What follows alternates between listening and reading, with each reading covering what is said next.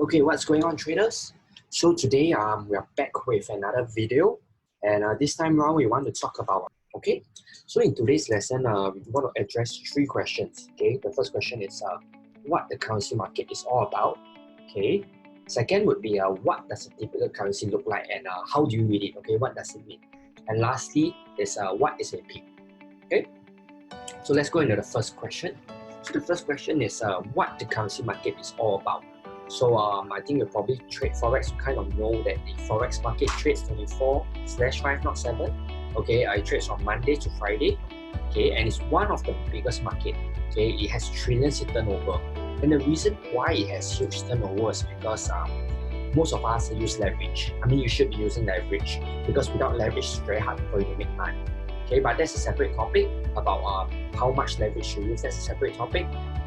Previously recorded a video about what's the ideal leverage. So if you have not watched that and you are curious about what kind of leverage you should be using for your account, then check out that video. Okay, so the currency market is very liquid. Okay, which is something that we like. Okay, because it doesn't really get often.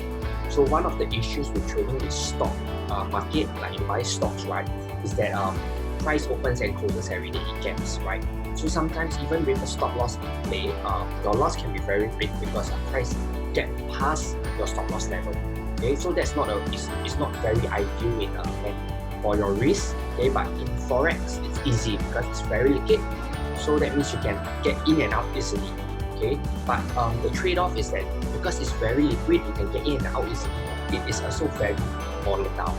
Okay, so price movement moves very fast. Okay, so sometimes you need to be fast. Okay, in fact, sometimes when we send our signals out, sometimes by the time you see, price has already moved. Okay, that's a very common problem. Okay, but then again, you don't have to catch every single move. You just need to catch like maybe 5 good trades a month, right? 5 trades that really run, right? It's enough to make you a profitable trader. And over time, right, your returns will compound, and that's enough to make you very successful already. Okay. Anyway, next on to the next point. Okay. Forex trading is a zero-sum game. Okay. That means someone must lose in order for you to profit. Okay. So if you really understand this, you will know that only the best in the industry make money. Okay. So if for example, if we are trading, let's say that we are trading against you, so to speak, we are competing, right? Because if you lose money, we might make the money instead, right? So if we are busy on Saturday preparing, we are putting in the effort to study our trades, we are putting in the effort to invest in ourselves, but you are not, it's likely that you're going to lose. Okay, so this is a very competitive sport, it's a very competitive game. Okay, so you need to understand that if you want to be trading, you're competing against the best of the best, okay, and only the best make money. So for you to make money, you need the experience. Okay, I mean, just think about it logically. Okay, let's say we've been trading for maybe months, 3 months, 6 months, perhaps even a year. Okay, we've been trading for 15 years. Okay, and we've lost a lot of money. We have a lot of experience. How likely do you think that if you will compete with us, how likely do you think you'll come out as a winner?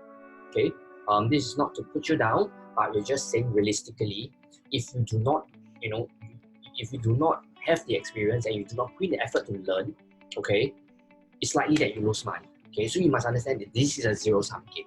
Okay, the last point I want to talk about is that in stock trading, you are buying a company.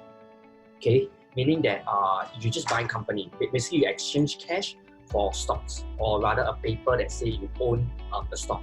Okay, but in currency, it's always relative. So what do I mean by relative? What I mean by relative is that you are buying one currency and you are selling another. Okay, you cannot just buy one currency. Okay, you cannot just say I buy pound.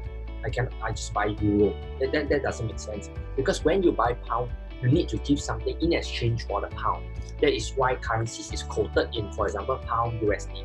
So if you are buying pound USD, that means that you are buying pound and you are selling USD. Okay, no worries if you are confused, because we'll cover this in the next slide.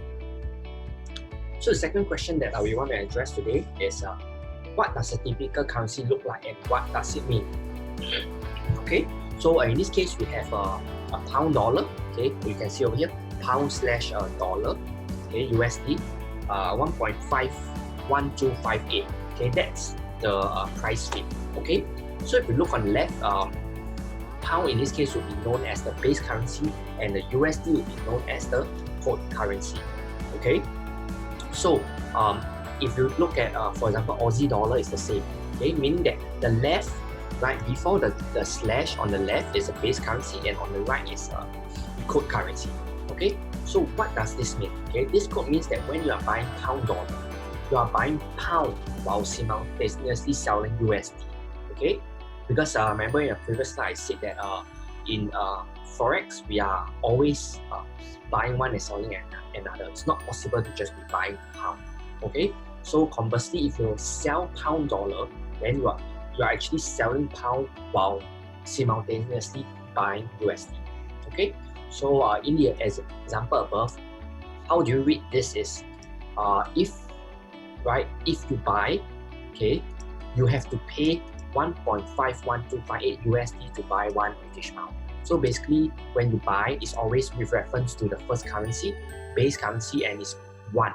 So to get 1 pound, you need to pay 1.51258. Okay. Conversely, if you want to sell 1 pound, right, you will receive 1.512158.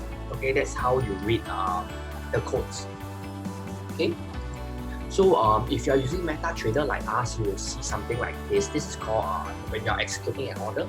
So you can see that there's actually 2 price feeds. So I just want to clarify this because some of you are still new. You don't understand what's the concept of codes, right? You don't understand the difference between the bid and the ask. So hopefully we simplify it for you so that it's easy for you to understand. Okay. So this is MetaTrader 4. You will probably see 2 codes called the bid and the ask. Okay. As a general rule of thumb, okay, how do you remember this is that? Always remember that you will get the worst rate, okay? This is how you remember it. Always remember you get the worst rate. So what do I mean by that? So if you are selling, you look at the 2 price feed, how do you, 2 price codes, sorry, right? How do you know which price you get? Ask yourself, which is the worst rate? Do I sell higher or do I sell lower? Okay? And know that you always get the worst rate. So if you are selling, that means you sell at the lower of the 2. So in this case, you sell at 1.24331. Okay? Now, if you are buying, it's the opposite, right? You will buy at the worst rate, which is the higher rate. So if you are buying in this case, it will be 1.24258. Okay? So that's the easiest way to remember, you know, the bid and the ask. Just always remember that you will always get the worst rate. Okay, so on the last question, or rather the last thing that we want to cover today would be what is a pip?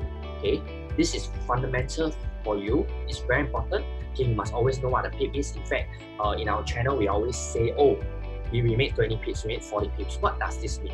Okay, so a pip is the last decimal place of a price code. So over here, we use back the same example of euro dollar. So I'm sorry, that's not euro dollar. I can't recall what currency is that. Doesn't matter. Okay, just take for example euro dollar instead. Okay, let's say the code now is 1.1075.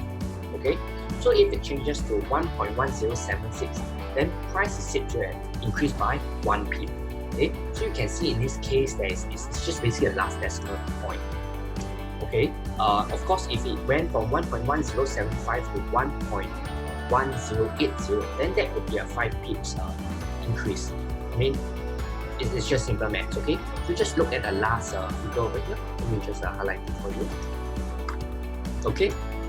Yeah, then the other thing that we want to share with you is also about fractional pips. So don't get too confused. Okay, so some brokerages offer fractional pips. If you are using our brokerage, you will know that yes, our brokerage do offer fractional pips. So what is fractional pips? Okay, it's otherwise known as pips, or however you pronounce it. I mean, okay. So what this means, right, is look over here. Okay, let me just zoom in. Okay, the last figure over here, you notice that it's a bit smaller. The font size is a bit smaller. This 1, the font size is smaller. This 8, the font size is smaller.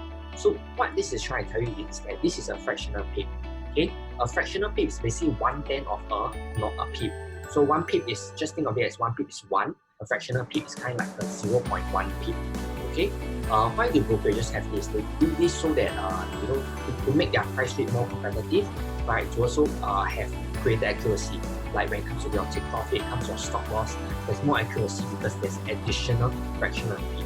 Okay, but for now, if you're a beginner, just take note of just understand what a pip is.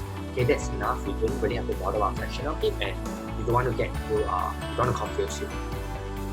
Okay, so that's about it. So in summary, okay, we talk about what the currency market is all about.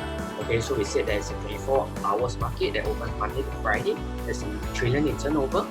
Okay, we talk about how does a currency look like and what it means. Okay, we say that there's this base and code currency, right? We are always simultaneously buying and selling currencies. We cannot buy, for example, pound on its own. And we also shared that this to remember where the bid and the ask, to differentiate between the bid and the ask, just ask yourself the question, ask yourself like, what's the worst price I could get? And that's the price that you will be getting when you enter a position. Okay, lastly, we cover what is a pip. Okay, a pip is the last decimal place of a price code.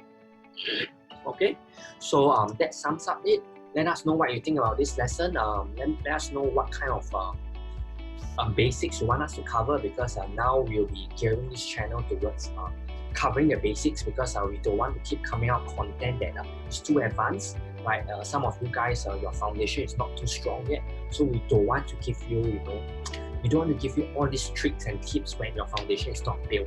So we want to build you up. We want to make sure that your foundation is strong. Right, once we have maybe 30 videos, 50 videos that enforces your foundation, and you really watch it. Okay, you go through the all our lessons, you learn the basics, then you move on to learn some of the tricks that we have learned over the years. Okay, so let us know what you think below. If you are new to our channel and you haven't subscribed, please subscribe, because these videos are meant for you. Okay, till then, we'll see you in the next video.